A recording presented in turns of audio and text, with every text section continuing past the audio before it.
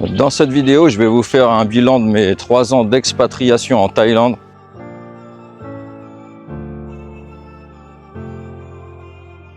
Bienvenue à tous. Alors je voulais en priorité vous souhaiter à tous une très bonne année 2025.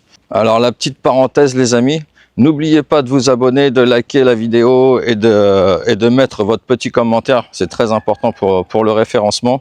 Si vous souhaitez un entretien personnalisé avec moi, n'hésitez pas à me contacter soit par email ou par Instagram.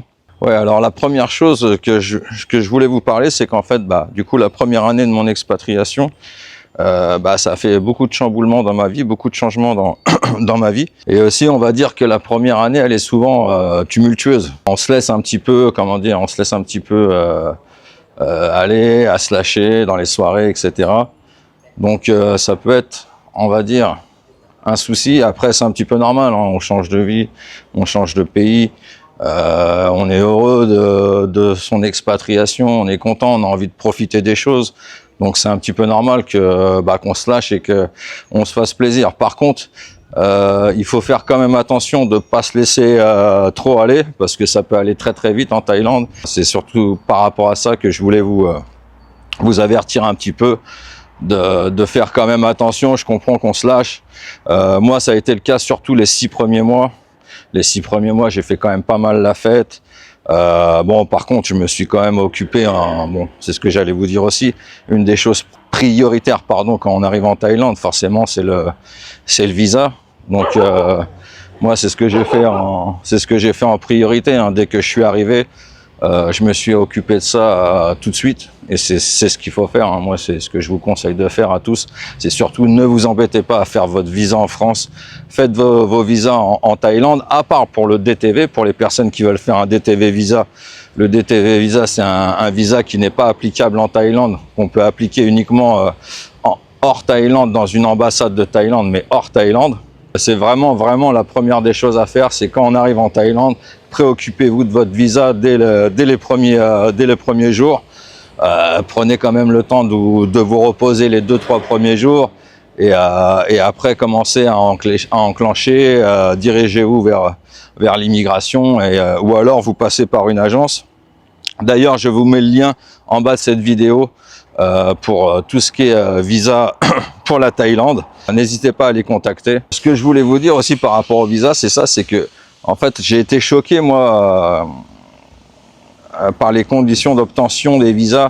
En fait, quand on est en France, on va sur l'ambassade de Thaïlande, on regarde les conditions d'obtention pour avoir un visa pour la Thaïlande en France, et en fait, ils nous sortent plein de papiers, plein de trucs. Ça a l'air vraiment compliqué, et en fait, pas du tout. Une fois qu'on est en Thaïlande, ça se fait beaucoup plus facilement. On se dirige directement, soit comme je vous ai dit, dans un bureau d'immigration ou par une agence. Et franchement, les choses se font assez simplement. Ils sont beaucoup moins, on va dire, beaucoup moins prises de tête, quoi. Ça se fait beaucoup plus simplement. Ouais, donc ça a été vraiment une chose qui m'a surpris, et je me suis dit, si j'avais su, j'aurais perdu beaucoup moins de temps, quoi. Je sais pas si vous voyez derrière moi le grand Bouddha. Alors c'est le grand Bouddha, c'est le Wat Khao Noi. Ouais, alors la deuxième chose, une fois que j'ai obtenu mon visa la première année, moi j'avais opté pour un visa étudiant parce que c'est un des visas les plus simples à avoir. Il faut juste uniquement aller s'inscrire à une école, avoir une adresse en Thaïlande et aller à l'école, quoi. Donc c'est 4 heures par semaine pour apprendre le thaïlandais. Et donc ça a été ça la seconde étape. Donc ça a été du coup d'aller à l'école, quoi. Et c'était marrant parce que moi déjà quand j'étais jeune, j'étais pas un fan de l'école, mais bon là on va dire pour aller apprendre le thaï, c'était une motivation pour moi plus intéressante, plus intense, et du coup j'ai pris plaisir. Au début c'était un petit peu compliqué, et puis comme moi je suis un amoureux de la Thaïlande, de la langue thaïlandaise, en fait ça m'a vachement plu. Ça fait partie vraiment des choses importantes lors de votre expatriation. Donc après, toujours dans la première année, hein, tout ça, tout ce que je vous ai dit pour l'instant, c'est tout ce qui s'est passé au début à mon arrivée de mon expatriation. Et après, même en même temps, je veux dire, ça a été même la première chose, ça a été le logement, parce qu'en fait, Quand je suis arrivé, moi, ce que j'ai opté pour un hôtel que je connaissais, en fait, moi j'appelle ça un condo-hôtel. C'est un hôtel qui fait aussi condo, qui loue aussi des chambres au mois. Donc ça, c'est parfait en fait quand on arrive pour s'installer, parce que c'est comme on paye au mois, bon déjà c'est pas cher. Moi à l'époque je payais 6000 bahts par mois, donc c'était vraiment pas cher. Très bien, en plus franchement très sympa à Hua Hin. Si vous voulez le nom de l'hôtel, demandez-le moi en commentaire et je vous répondrai. Mais l'avantage de ça, d'un condo hôtel qu'on paye au mois, déjà c'est que on a une adresse en Thaïlande déjà pour faire son visa, comme je vous expliquais juste auparavant. Et puis en plus, l'avantage c'est que en fait on n'a pas d'obligation, en fait, c'est juste des contrats d'un mois renouvelables. Donc ça nous laisse le temps en fait de trouver quelque chose de mieux, un condo on va dire plus sympathique, ou une villa pour les personnes qui veulent être en villa, ou etc.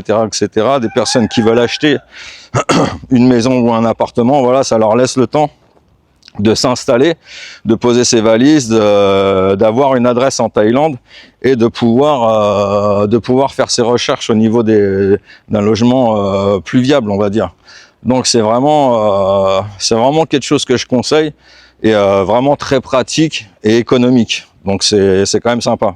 Pareil, ce qui est primordial, c'est d'ouvrir un compte Thaï. Moi, je vous conseille de passer par les banques les plus connues, où c'est que vous aurez le moins de mal à trouver des ATM ou même des agences en Thaïlande. Parce qu'en fait, il y a certaines banques, dès que vous sortez des coins touristiques, c'est-à-dire des grandes villes comme Pattaya, Bangkok, etc., vous allez parfois avoir du mal à trouver des ATM ou des agences. Donc moi, celle que je vous conseille, c'est Krungsri, Bangkok Bank, Kasikorn, SCB. Voilà, on va dire c'est les banques prioritaires en Thaïlande, et c'est là que vous en trouverez partout. Vous aurez déjà des agences partout, et c'est vraiment pour moi c'est vraiment primordial d'avoir un compte en Thaïlande. D'ailleurs, pour certains visas, je crois que vous êtes obligé d'avoir un compte thaï. Je crois que si je dis pas de bêtises, mais j'en suis pas sûr, comme le visa retraité, normalement ils vous font ouvrir un compte thaïlandais, et aussi de faire un compte Wise pour pouvoir transférer votre argent. Pareil, vous avez le lien en description si vous voulez créer un compte Wise. C'est vraiment simple. Le taux de change est magnifique, et ça vous permet en fait de transférer votre argent. Par exemple, si vous avez une retraite ou autre chose, ou d'autres revenus en France, ça vous permet de transférer vos revenus de votre banque française à votre banque thaïlandaise à moindre frais, et avec un taux de change magnifique, quoi. Donc vraiment, je vous incite à le faire, c'est vraiment très important. Moi, je l'ai, quasiment, 95% des expatriés ont un compte Wise ou Revolut, mais moi, je conseille vraiment Wise. Et par contre, alors, une des plus grosses difficultés lors de cette première année à laquelle j'ai dû faire face, en fait, c'est à la recherche d'emploi, parce que moi en fait je suis arrivé en Thaïlande, vous savez, je suis assez jeune, j'ai 45 ans, donc j'ai pas la retraite. Donc moi je suis parti en fait avec des économies, mais bon, j'avais pas non plus des grosses économies, donc je suis parti, on va dire, avec une petite somme d'argent. Donc il fallait que je trouve un emploi, quelque chose pour avoir une source de revenus. Et ça, en fait, c'est vraiment pour moi le problème numéro 1 en Thaïlande, c'est le travail pour un étranger, pour un farang. C'est la même chose de toute façon. Et c'est là que c'est vraiment compliqué, parce que en fait, on se rend compte que, surtout à Hua Hin, après, il y a des villes où c'est plus facile, comme Bangkok, Chiang Mai, où c'est que vous allez avoir plus d'opportunités, Pattaya aussi. Mais c'est vraiment compliqué pour trouver un emploi ou pour créer quelque chose. Il faut savoir que, allez, on va dire peut-être 80% des business créés par les farangs se cassent la gueule. La plupart couvrent des bars ou des restos ou etc. La plupart ils travaillent à perte, ils perdent de l'argent tous les jours. Donc c'est vraiment compliqué d'investir dans quelque chose, surtout quand on a très peu d'argent. Et même quand on a de l'argent, si c'est pour investir pour perdre de l'argent, je vois pas l'intérêt, quoi. Donc pour moi, c'est vraiment la plus grosse difficulté que j'ai eue la première année en Thaïlande. Ça a été ça, ça a été de trouver quelque chose à faire. J'ai essayé plusieurs trucs, ça a pas vraiment fonctionné. Mais c'est pour ça aussi qu'après je me suis vraiment lancé dans la création de contenu. Et maintenant, en fait, j'adore ce que je fais. Je suis très content. D'ailleurs, je suis vraiment content de la tournure que la chaîne prend. Je m'attendais vraiment pas à arriver on va dire, à un niveau pareil. Enfin, malgré que je sois encore une petite chaîne, mais je veux dire, avoir autant d'abonnés, à faire autant de vues. Franchement, je m'y attendais pas, j'y croyais pas. Je pensais peut-être un jour faire, voilà, je pensais pas en arriver là, quoi. Je me suis dit bon, j'essaye, mais quand je voyais au tout début que c'était tellement long pour prendre quelques petits abonnés. Et en fait, après, ça a décollé d'un coup. Et bon, d'ailleurs, je vous en remercie. C'est grâce à vous, c'est grâce à tous mes abonnés qui me soutiennent depuis la création de ma chaîne. Et donc voilà, merci à vous, les amis. D'ailleurs, voilà, on va en parler de la création de ma chaîne. Ça a été une seconde étape dans mon expatriation. Une seconde chose à laquelle je voulais venir, c'était les fréquentations. En fait, quand on arrive en Thaïlande. En fait, je me suis rendu compte qu'il y a pas mal de gens qui nous gravitent un peu autour. Et en fait, c'est, ils se disent, ah tiens, celui-là, il est tout frais, il vient d'arriver, voilà, tu vois. Et en fait, je me suis rendu compte qu'il y avait pas mal de gens, en fait, qui tournent autour de toi, et c'est, on va dire, par intérêt, quoi. Voilà. C'est vraiment aussi une chose à laquelle je me suis rendu compte et qu'il faut se méfier. En vérité, c'est un peu la même chose partout, hein. Mais voilà, faut faire vraiment attention à ces fréquentations et éviter en fait un peu les personnes, on va dire, intéressées, quoi. Au bout de la première année, on commence à avoir une petite routine, hein. On commence à avoir ses petites habitudes. Et après, en vérité, c'est normal, hein. Partout où vous serez dans le monde, vous aurez toujours des routines. Après, je trouve que c'est normal et que c'est pas plus mal aussi. Ça peut être bien d'avoir des routines, si elles sont bonnes forcément, si c'est pas des mauvaises habitudes. On va dire, il y a une petite routine après comment on va dire, l'excitation, voilà, des premiers mois, quand tout ça redescend un petit peu, qu'on retombe un petit peu les pieds sur terre. Il y a la petite routine qui s'installe. C'est là où c'est qu'il va falloir trouver des choses à faire, s'occuper, parce que il y a pas mal de gens qui font rien une fois qu'ils sont en Thaïlande. Ils s'assoient, à une terrasse et ils attendent que le temps passe. Il faut s'occuper, faut créer des choses. Et il y a tellement de choses à faire de toute façon en Thaïlande. La seconde année après tout ça, je me suis dit justement, qu'est-ce que je vais faire? Il faut que je m'occupe. J'arrive pas à trouver de travail, il faut que je fasse quelque chose. Et c'est là en fait que je me suis dit je vais faire de la création de contenu, je vais faire des vidéos et je verrai ce que ça donne. Si ça marche, ça marche. Si ça marche pas, au tout début, j'ai commencé, on va dire, voilà, de rien, quoi. Avec un vieux téléphone, je savais même pas monter une seule vidéo. Je savais pas du tout comment que ça marchait. Moi en plus l'informatique à la base c'est vraiment pas mon truc. Et je me suis dit c'est pas grave, vas-y, ça me fait un défi. Et en fait, j'ai été choqué. Pareil, au début, ça a été vachement dur, vachement compliqué. J'ai eu du mal, j'étais vraiment pas à l'aise devant la caméra. Même quand je faisais mes premières interviews, je bégayais, j'étais pas à l'aise, je savais pas trop comment m'y prendre. Et en fait, après, avec le temps, j'ai compris certaines choses, je me suis amélioré, même si c'est loin encore d'être parfait. Mais ma chaîne a vraiment évolué avec le temps. Quand j'ai commencé à prendre des abonnés, ça m'a donné confiance aussi. Et je vous en remercie d'ailleurs, les amis, c'est grâce à vous. Merci à tous mes abonnés de me suivre depuis le début. Franchement, vous êtes adorables. J'ai vraiment une super communauté et j'en suis très très reconnaissant. Et c'est grâce à vous, hein. Franchement, je pensais pas que j'allais arriver un jour à avoir autant d'abonnés, à faire autant de vues, malgré que je suis encore une petite chaîne. Mais c'est vrai que pour moi et à mon niveau, bah, j'en suis quand même assez fier et ça me fait vraiment plaisir et tout ça, voilà, c'est grâce à vous.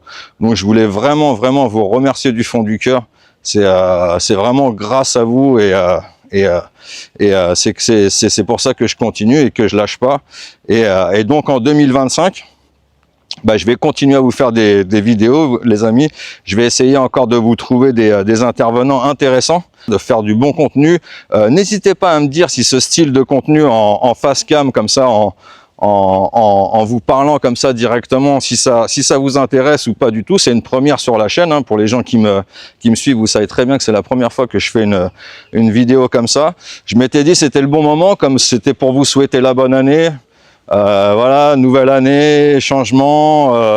Parfois, ça peut être pas mal aussi de changer des interviews, d'avoir un peu plus de proximité avec les abonnés, de vous donner comme ça des tips, de vous expliquer un petit peu les choses concrètes vues par moi de la Thaïlande, parce qu'il faut savoir que les intervenants que j'ai, c'est leur vision à eux. C'est pas forcément ma vision à moi. Parfois, ils répondent certaines choses à mes questions, mais ils n'ont pas forcément, et même très souvent, ils n'ont pas la même vision que moi. Donc là, voilà, je vous donne ma façon de voir les choses, ce que moi j'ai ressenti là dans cette vidéo, en l'occurrence sur mon expatriation, ce que j'ai ressenti dans les premiers moments de mon expatriation. Pour 2025, comme je vous dis, on va continuer les vidéos. Il y aura toujours les lives aussi, les lives du mercredi. Donc n'hésitez pas à venir nombreux les mercredis en fin d'après-midi, début de soirée, sur mes lives tous les mercredis. Pareil, c'est là que je vous donne énormément d'informations. Vous pouvez me poser toutes vos questions en live. Je réponds absolument à tout le monde. Je lis tous les chats de tout le monde. En fait, pour ceux qui ne connaissent pas, je fais souvent des lives FAQ, donc foire aux questions, questions-réponses. Donc, vous avez vraiment plein d'informations à prendre et moi, ça me fait plaisir d'aider mes abonnés, quoi. De vous donner les bonnes choses, les clés en main pour votre future expatriation. Ça a été un petit peu mon bilan de ces 3 premières années, hein. Ça a été vraiment, je veux dire, j'ai survolé, on va dire, dans les grandes lignes. J'ai pas eu vraiment de déception ou de mauvaises surprises par rapport à la Thaïlande, parce qu'en fait, moi, je connaissais déjà la Thaïlande depuis de nombreuses années. En fait, je venais 2 à 3 fois par an depuis plus de 10 ans. Donc j'avais déjà fait la Thaïlande en long, en large et en travers, comme on dit. Mais c'est vrai qu'après y vivre, c'est complètement différent. Même si on vient beaucoup de fois en Thaïlande, bon, ça nous aide à avoir quelques bases déjà au niveau de la langue, de connaître un petit peu le pays, les endroits, la monnaie, etc.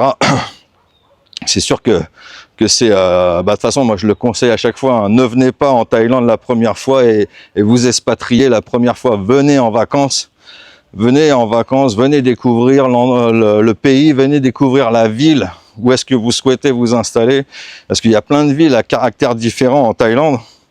Donc c'est vraiment un critère important, c'est vraiment, faut vraiment venir en vacances plusieurs fois avant de venir s'installer en Thaïlande. Par contre, c'est vraiment primordial, je le répète, hein, les amis, mais c'est vraiment très important. C'est vraiment le conseil numéro 1, c'est vraiment celui-là. Comme ça a été le cas, j'ai pas eu vraiment de mauvaises surprises. Et donc j'ai pas eu j'ai pas eu de déception au niveau du pays. Je me suis senti à l'aise tout de suite. Et encore une fois, hein, comme je suis un amoureux de la Thaïlande, moi j'habite à Hua Hin, j'étais venu justement découvrir à Hua Hin et je m'étais dit que quand je viendrais vivre en Thaïlande, je viendrais vivre à Hua Hin parce que c'est vraiment l'endroit qui me convient à moi. D'ailleurs, quand j'entends des gens qui me disent « Ouais, mais Hua Hin, c'est une ville uniquement où c'est qu'il y a que des personnes âgées, c'est uniquement pour les personnes âgées. » Non, c'est faux. Hua Hin, en fait, c'est une ville qui est pour tout le monde, quoi. Il y a vraiment de tout, c'est vraiment, il y a des grands malls, il y a des hôpitaux, il y a des endroits pour sortir le soir, il y a des bars, il y a vraiment tout. Après, il y a souvent des personnes en fait qui viennent à Hua Hin, ils viennent pareil, hein, ils viennent une fois en vacances, ils connaissent pas du tout la ville, ils savent pas où aller, ils connaissent pas les endroits et voilà, ils voient quelques retraités, ils se disent ah bah en fait à Hua Hin il y a que des retraités. Non, c'est complètement faux. Mais bon, après, à la limite, moi, ça me dérange pas. Voilà, ça évite qu'il y ait trop de monde qui vienne à Hua Hin. C'est pour ça que je fais très rarement aussi, on va dire, la promotion. Enfin, que de Wayne. Parce que je veux que Wayne, ça reste encore comme c'est justement, que ça reste une ville tranquille, paisible, où c'est qu'on est bien, où c'est qu'il y fait bon vivre, où c'est que voilà, il n'y a pas trop de monde, et où c'est qu'il y a une qualité de vie top, et voilà, que c'est pas justement déglingué par le tourisme de masse. Donc n'oubliez pas, si vous souhaitez participer à la cagnotte PC pour soutenir la chaîne, vous avez le lien en description de vidéo et en commentaire épinglé dans les commentaires. Si vous souhaitez participer à une prochaine vidéo, n'hésitez pas pareil à me contacter soit par email ou soit par Instagram. Donc je vous souhaite une très bonne année 2025. J'espère que on va être de plus en plus nombreux sur la chaîne. Abonnez-vous, qu'on ait encore plus de force. Et que la chaîne grandisse et que je puisse vous faire du contenu encore et de meilleure qualité. Je vous adore, merci pour tout et on se revoit très vite pour une prochaine vidéo les amis. Allez, ciao, bye bye.